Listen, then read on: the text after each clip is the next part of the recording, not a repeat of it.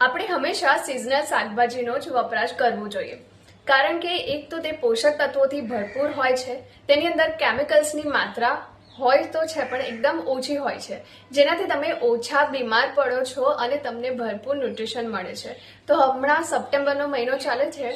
September મહિનામાં આવાવાળી શાકભાજીનું નામ છે દૂધી, તુરઈ, કારેલા, કદ્દુ એટલે કે પમ્પકિન, વેંગણ, ટામેટા, ફ્લાવર, કોબીજ, પાલક, મેથી, ગાજર, મૂળા અને શકરિયા. આ બધી શાકભાજીઓ તમને માર્કેટમાં સસ્તા રેટમાં મળી જશે અને ઇઝીલી અવેલેબલ પણ હોય છે. સિઝનલ શાકભાજીનું સેવન કરવાથી તમે ઓછા બીમાર પડો છો.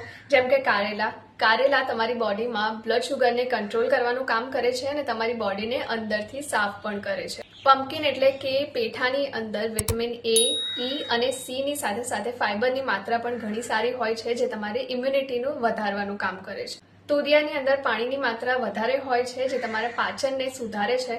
દૂધી પચવામાં એકદમ હલકી હોય છે અને તમારી પેટ માટે ખૂબ જ સારી હોય છે. તેની સાથે સાથે તમે આ સિઝનમાં ખાઈ શકો છો વેંગણ, ટામેટા, પાલક, મેથી, ફણસી, શકરિયા. આ બધી વસ્તુઓ તમને ન્યુટ્રિશન, વિટામિન અને ખનિજ પ્રોવાઈડ કરાવે છે અને સાથે સાથે વરસાદ પછી જે ઇમ્યુનિટી વીક થઈ જતી હોય ને તેને પણ વધારવામાં મદદ કરે છે. તો તમે પણ હંમેશા સિઝનલ શાકભાજીઓનું જ સેવન કરો. સિઝનલ શાકભાજીની ઓળખાણ કરવી પણ ઇઝી છે.